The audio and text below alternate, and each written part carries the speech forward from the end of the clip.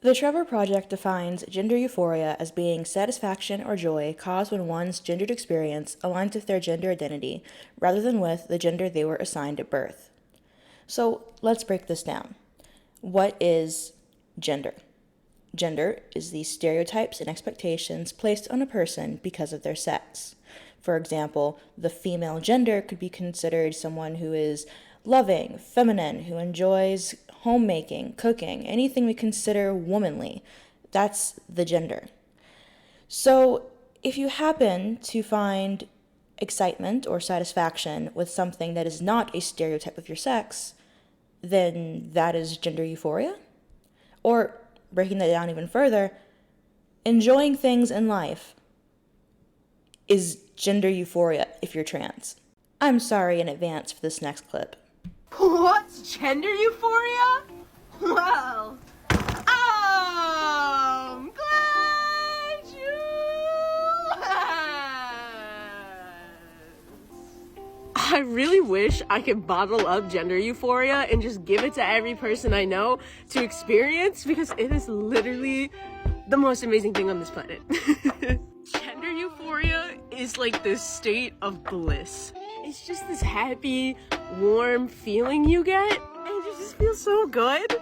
Almost like the warm rays of sunshine that like hit your skin in the summertime. Or like this rosy light you feel when you feel seen and loved for who you truly are. And people will experience this sensation of gender euphoria when our gender expressions match our gender identities. So when you're happy with the clothes you wear, and that's basically it, right? It's just clothes. Gender euphoria can also manifest itself when a person accepts who they are in their identity, in their mind, and loves themselves. Or when others gender a person correctly, or calls them by their preferred name and uses the correct pronouns for them. So you're also happy when people bow down to your delusions that you can change sex and essentially give you attention. So it's joy in being happy in the clothes you wear because you finally feel like you're allowed to buy clothes from any section when, spoiler, you can do that anyway. You can just walk into the boys section or get a short haircut. You don't have to use special pronouns or have a special identity to do so.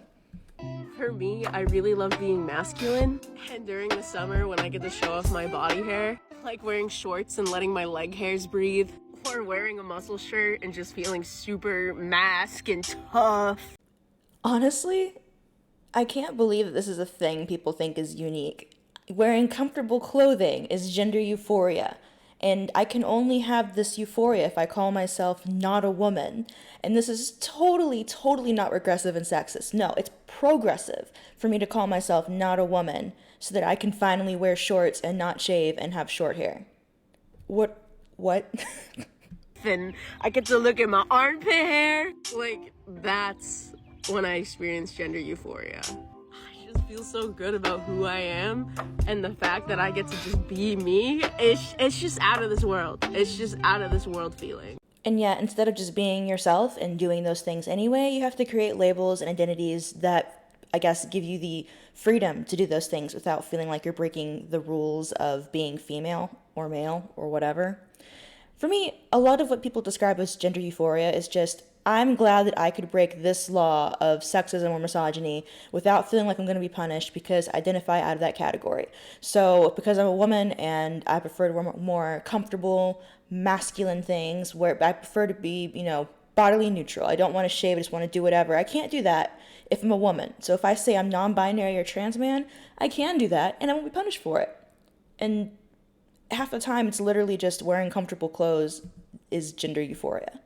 At least that's what I tend to see the most when it comes to trans-identified females. So, I'm trans, and being trans sucks. But here are 10 things that give me gender euphoria. Talking to a girl who is shorter than me in a loud place, so I have to lean down to be able to hear what she's saying. Playing sports with a group of cis guys. I know it's cliche, but it's just so much fun. Trying on clothes after getting my first binder. Just having that no boobies look, it was such a great feeling. Trying on clothes after top surgery, especially like really fancy clothes. When people call me Luca, please say my name, it's hot. Walking around in just a towel after taking a shower. I would do it all the time time if I didn't have roommates. Finding a pair of jeans that actually fits well, you know the struggle is real. Swimming, just in general, just taking my shirt off and jumping into the water. When my hair looks just the perfect amount of messy, quite happy with it today, to be honest. And finally, when people flirt with me, I don't know why, but it feels really gender affirming. But what makes you feel gender euphoria? Truthfully, I don't see any real difference between just being happy with everyday things, especially because half the time gender euphoria and dysphoria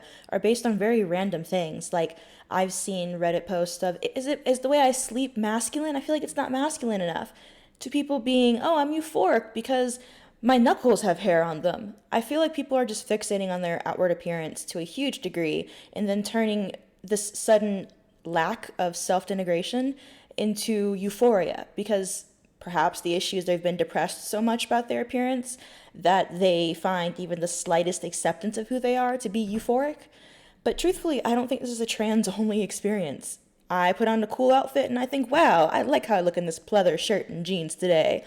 And I don't think that makes me special or not cis or whatever other terms they want to come up with. The other day I asked, can anyone feel gender euphoria? Because I feel like I felt the most gender euphoria ever this year, but it is a term coined by and for trans and non-binary people. But what is gender euphoria? It's the psychological state of bliss and comfort that happens when your gender expression is aligned with your identity. And there's layers to it. You can feel euphoria with how your body looks, with how you present yourself, with how other people see you as. And I'm grateful to have found the words to describe how I've been feeling.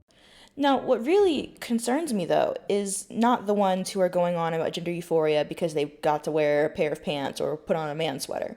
It's the ones who get boners from euphoria. Large amounts of euphoria. So I recently realized I was trans and I had bought a bra with pads to make my chest look bigger. While doing this, I realized the feeling of being in such a high level that I have never felt before, and I'm so happy about it. The euphoria of spending 2 hours choosing an outfit to go out in, then the instant regret that you should have gone with something else. It happens to every girl on earth. It's very upsetting. I started questioning my gender identity almost a year ago. I have no history of gender dysphoria, I have no feminine traits or behaviors, and I didn't feel like or wanted to be a woman until I started questioning. I got curious about how it felt like to wear women's clothes when I entered puberty. Women's clothing made me feel really good, and I enjoyed wearing it a lot. Maybe it's because I was trying something new. What makes me think it's just a fetish is the fact that I got a boner when dressed, and sometimes arousal. Even though I don't cross-dress with the intent of masturbation, I almost always end up doing it. I get very bad post-nut clarity from it, which makes me feel ashamed for wearing women's clothing, and me telling myself that cross-dressing is something I shouldn't be doing, and to be a normal man. After questioning myself, I found myself wanting to be a woman. And it's not in a sexual situations either. I want to live as a woman, make friends as a woman, work as a woman, dress as a woman, and be treated like a woman, be someone's wife, and maybe one day be a mother. Sometimes I wish I could wake up as a cis girl and have the world treat me as if I've always been a girl. But I think it might be just a fetish because of the boners, arousals, and post-nut clarity. Anything to do with me not being a normal cis man dies after masturbation. I get the desire to cross-dress and wanting to be a woman after what could be an hour to even a week or two, depending on how hard post-nut clarity shame hits me. Also, the fact solidifies it a bit. I can also live the rest of my life as a man just fine. I've always kept this other side of me separate from my true self. I never do the things I usually do when I wear women's clothing. I wish I could stop repressing this side of me even if I'm not trans. How can I accept this side of me instead of caring what other people think of me and getting that to dictate my life? Now, euphoria boners are often explained away as being, you're just feeling so much emotion that your penis just happened to wake up. It's totally not related to this being a fetish, or your arousal has nothing to do with, pretending to be a woman. Nothing at all. You're definitely not an autogynephile. Why do you have an erection? I'm happy.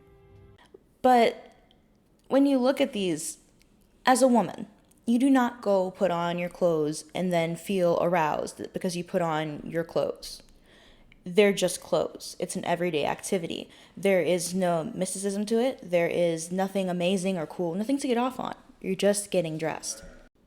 However, autogynephiles instead get off to the idea of themselves as women. They can never experience what it is like to be a woman, and so instead they are sympathizing with the stereotypes of what a woman should be, of those surface-level sexist interpretations of womanhood, which are typically the attractiveness, certain clothes, a certain idea of femininity which is inherently degrading. And that's not what a woman is. Those are things that have been imposed upon us to be considered good women.